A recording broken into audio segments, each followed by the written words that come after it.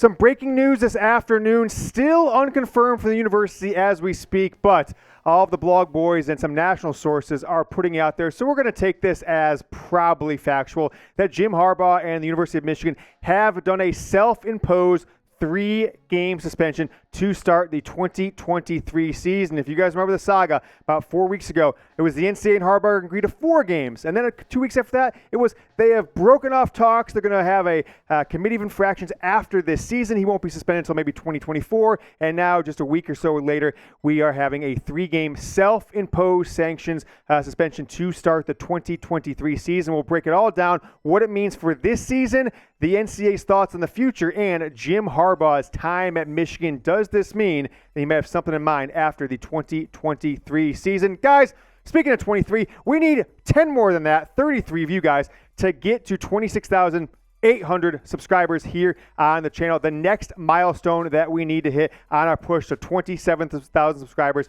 before the 2023 season gets kicked off in 12 days from now. So go ahead and subscribe to the channel if you haven't. Hit that button below the video or grab that link. It's down in the comments and the description. Get subscribed to the Michigan Football Report by Chat Sports. Send it to your friends. We're going to break down all things Jim Harbaugh. Get going right now.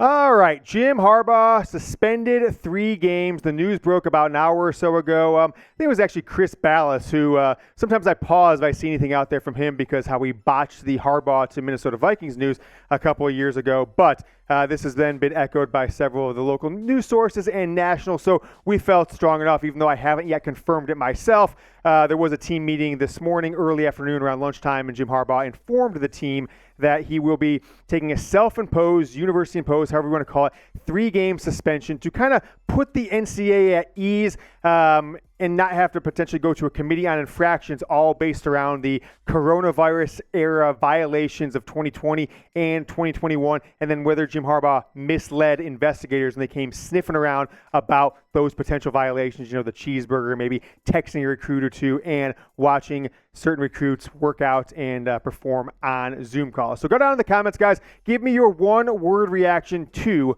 this Jim Harbaugh 3-game suspension news, suspension report. I expect, given that the season starts in 12 games, that this will be official in a matter of hours, if not days, but I don't think this will be lingering out there for weeks on end like it was last time. I don't think Jim Harbaugh will step in front of the podium like he did at Big Ten Media Day when the news first broke and then not be able to talk about it. I'm expecting that Michigan's going to put this out in an official press release sometime either today or early this week, and then we can kind of move forward knowing what we know around this coach and then what happens into the staff. So give me your one-word reaction down in the comments.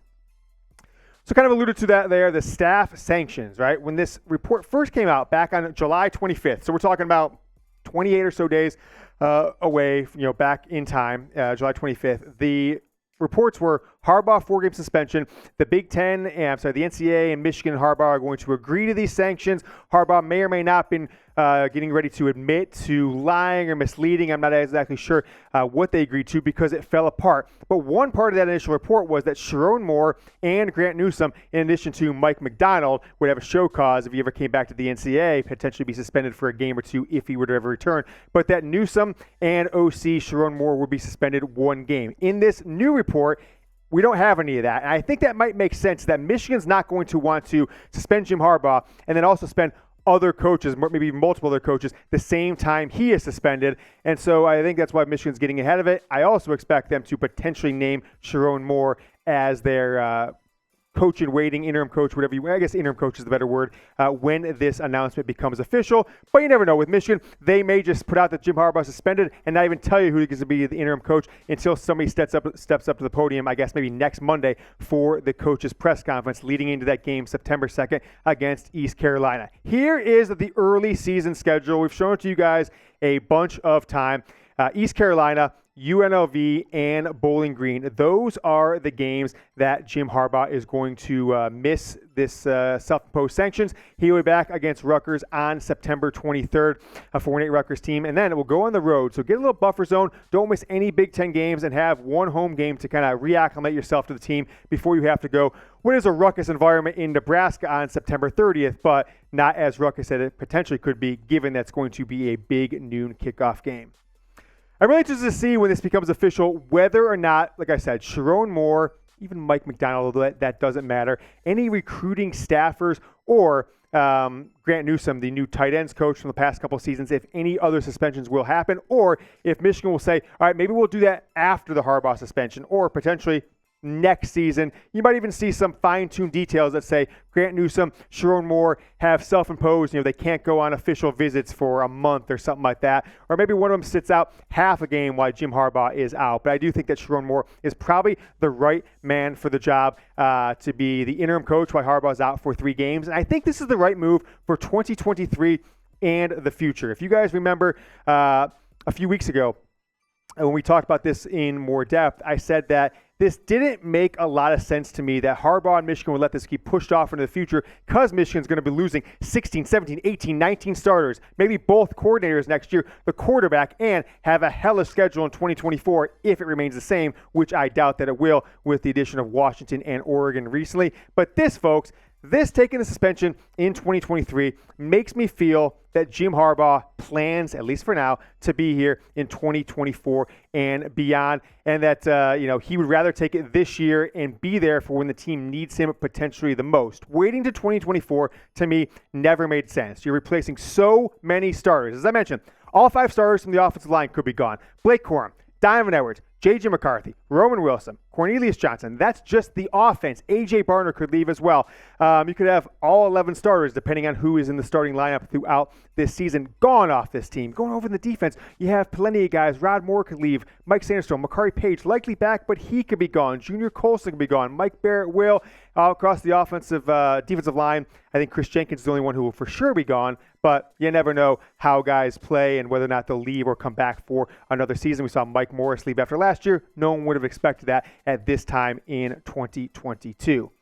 All together now, if you're with me on this one, type F the NCAA, type F in the comments, or F the NCAA if you want to add a little juice. I can't believe this is actually a thing, given what we all know that schools in the SEC or out west, USC, hell, Ohio State have done for years when it comes to recruiting violations or paying guys under the table or extra benefits, et cetera, et cetera. The fact that Michigan's all were due to maybe texting a kid, Zooming someone during COVID when you couldn't see him, which was ridiculous, or stopping by and picking up the tab for a few cheeseburgers when some recruits came into town to see, where they're going to play college football in the 2020 season, kind of going into 2021. Kind of ridiculous. Give me an F of the NCAA down in the comments. Now, the reason that Michigan is going to self-impose this sanction outside of, I think, thinking about the future in 2024 is they probably got the sense that it was not the right move or the wise move to let this go to a committee on fractions. And the best way to get ahead of that, if you look at the history of the NCAA, is self-imposing sanctions. So the NCAA could just accept this. They might say, we'll accept it, plus we want to see Sharon Moore suspended a game next year or later this season. Whatever it is, this usually does the trick for the NCAA if you kind of get close to where they normally would suspend if it was up to them. But it seemed from their statements in the last couple of weeks that they made publicly, which I guess they weren't supposed to, that the NCAA was trying to say, it's more than just cheeseburgers, if you saw those quotes. And they could say, this isn't enough, Jim. You lied to us. So this 3-game suspension, great. We're going to suspend you another 2 or 3 games next year. Now, I doubt that's going to happen, but this doesn't mean this is the end of it. If the NCAA accepts this as is, they'll put out some sort of report, probably 6 or 8 months from now, who knows, with the NCAA. But this does not mean it's the end of it. I think it's enough, but will this be enough for the Michigan football program under Jim Harbaugh? Now, let's take a look at what next year looks like. That Jim Harbaugh's coming back. I expect this to drastically change, but as of now, Michigan will play 8 home games next season. But with the addition of Oregon and Washington, this could and should and will change. Fresno State, Michigan State, Texas, Minnesota, Arkansas State, UCLA, Maryland, and Wisconsin at home before also 4 road games, Illinois, Rutgers, at USC, and Ohio State. That's not necessarily the order outside those first few games with Texas and Fresno State, Arkansas State at the beginning of the season. But 8 home games, 4 away is what's slated for now. But I expect Michigan probably to also play either a Washington or in Oregon as part of their 2024 schedule that has likely Jim Harbaugh on the field for the entire season. Who turned him in? Now, we talked about this a few weeks back when we did our live show on July 25th when the initial report was out there. Why were these little intricate details of texting or Zooming or buying a cheeseburger, whatever it was, how did that get and leaked to the NCAA. I'll tell you about my thoughts here in just a moment. But before I do, I want to tell you about today's partner, and that is BetUS, our sportsbook partner for the 2023 college football season. You see the link at the bottom of the screen. Type into your browser right now, chatsports.com/GoBlue. When you sign up and deposit using promo code GoBlue, no spaces, so chatsports.com/GoBlue, promo code GoBlue. Screenshot it now. 125% deposit bonus, and boom, we got it back for another season. The jersey deal, Jordan brand jersey. Not one of these cheap Walmart jerseys or anything like that. The Jordan brand #1 jersey. We are going to fulfill it ourselves. So what you got to do, get started. Chatsports.com/GoBlue, promo code GoBlue. Sign up and deposit $100 or more, right? You put in $200, you get $250 deposit bonus. You get $300, $475 deposit bonus. So you can go up to $500 and get a $625 bonus. Once you make your first bet, email us jersey@chatsports.com. That's jersey@chatsports.com. I'll put it down in the comments and the description of today's video. Get going with BetUS. Let them take care of the betting side and the 125% deposit bonus. Then email us at Chatsports, jersey@chatsports. We will get your information. We'll need a screenshot of your bet, your account number, and then, of course, we'll get your size and address and ship that bad boy off to you. Chatsports.com/GoBlue. Take advantage now. Don't get left out on this great way to start with a great sportsbook bonus and to get a Michigan football jersey. All right, I could think of a few rats who could return Jim Harbaugh. And, well, actually, as a matter of fact, I can't think of a few rats. I can only think of one guy that comes to mind, the guy who made this thing right here, kind of a thing in Michigan football social media for a few years, and that is former Michigan Director of Player Personnel, Matt Dudek. I think absolutely he is the one. He got fired from Michigan. He was taking heat from guys like me on social media, on YouTube for years. He went down to Mississippi State, got fired again, and there's been a lot of rumblings and people around the program that I talked to that said, hey, there's only a few people that it could be. Dudek, clearly one of them. Now, this isn't saying he's guilty, and it's alleged at this point. I'm not trying him in a public forum here like YouTube, but Matt Dudek, Michigan's former director of player personnel, head of recruiting, etc. It seems like something shiesty that he's due. He's out of football right now, doesn't have a job, got fired at Mississippi State, probably because he doesn't do that good of a job. But I think Matt Dudek is my #1 suspect for being kind of a little bit of a rat and walking out the door and trying to burn the building down behind him by turning in Harbaugh for these little minor NCAA infractions that looks like Michigan's going to at least admit some of and take a 3-game suspension.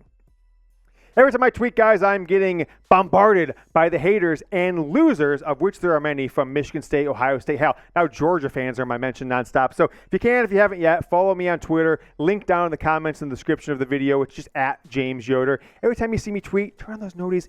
Get in there and just give me a go blue if you can to help drown out all the haters of Ohio State and Michigan State and Georgia fans who just seem to coordinate and meet up in my replies quite a bit these days. So there it is, at James Yoder on Twitter. I think Sharon Moore is most likely the best guy to fill in at this point. But until this is officially announced, we're not sure who will be Michigan's interim head coach. What we know on Sharon Moore and Jim Harbaugh's relationship is he's gone from tight ends coach to offensive line coach to co-offensive coordinator to now coordinator over the last 4 or 5 seasons, is that he has got the ear of Jim Harbaugh. His offensive line has made the difference in the ability for this program to execute a viable high-level offense in 21, 2022, and now into 2023. And he has been pursued by the programs, even Power 5 programs, at least last offseason and will this offseason as well. I think Sharon Moore, if he is not suspended himself, will be the guy who gets the job for interim coach for Michigan's first 3 games. Reminder, subscribe if you haven't. And if you have in the past and you like the show and you would recommend us to a friend, go ahead and do it before the season gets started, as we are 12 days away. YouTube.com/Michigan TV. Grab the link down in the comments, type it out, go on YouTube, hit share channel, however is easy for you guys. But do that, send it to your Michigan football group chats. Help us grow this channel so we can have more and more programming throughout the 2023 season. Let's take a look at Michigan's full 2023 schedule. Jim Harbaugh will miss those first 3 games, East Carolina, UNLV, and Bowling Green, if this announcement is made official that they're self-imposing a 3-game suspension. Then it's home for Jim Harbaugh's homecoming. His first game, Rutgers, on the road to Nebraska. We get into the month of October. Head on the road to Minnesota, which I think is one of Michigan's 5 potential games they could lose. And I saw some people in the comments on YouTube like, Michigan's not going to lose 5 games. I didn't say they're going to lose 5 games. I mean, come on. I said possible Possible, right? Possibility, right? You've never heard of a team go on the road against a 9-4 team from last year and lose? It's possible, right? Jim Harbaugh's almost lost to Minnesota multiple times in his career regardless. So I don't know why some people think that me saying possible losses mean actual losses. Indiana, they'll blow them out. Michigan State, possible losses. How many times has Michigan lost to Michigan State the past 30 years that they were the absolute better team? Possible, but I doubt that they will. It's a tougher slate in November. The Big Ten West champs from last year, Purdue, come to Michigan Stadium. Then it's on the road against a top 7 team in Penn State at a strong Maryland team with the quarterback coming back for a third year starting. Josh Gaddis, though, OC there. We know what's going to happen probably with him running that offense. Before Michigan comes back home, season finale, regular season on the schedule versus Ohio State, coming to the big house. Wolverines trying to get it done for a third straight year and not lose to the Buckeyes for a fourth straight season. The week after that, assuming they will be in the Big Ten championship game for a third straight season. Now, with Jim Harbaugh only missing three games to start the year, that means he's going to return for that Big Ten opener on the 23rd, September 23rd, and be there for Michigan's first road game on the 30th against Nebraska out in Lincoln. I think that's a really good thing for this program because I would hate to see Michigan's first game with Harbaugh back. Things should switch up, be on the road at Nebraska. It would be a tougher slate than it needs to be. So this 3-game suspension feels like the right thing to do for Michigan this year. Looking forward to the future. Harbaugh doesn't have to kind of break in a new staff and a bunch of new players next year in 2024 while also being suspended. And hopefully it gets the NCAA to back it up, accept the suspension, and Michigan to move on from this absolutely ridiculous predicament that they've got themselves in for NCAA cheeseburger level sanctions. All right, we will be back on Tuesday with another Michigan football report, and we're going to be live on Wednesday. Time to be determined, but if you've got any thoughts on when should we go live on Wednesdays, let me know. Eastern time, down in the comments. Give me a heads up on when you think Michigan football report should go live on Wednesday. We will see you guys tomorrow. Till then, go Blue.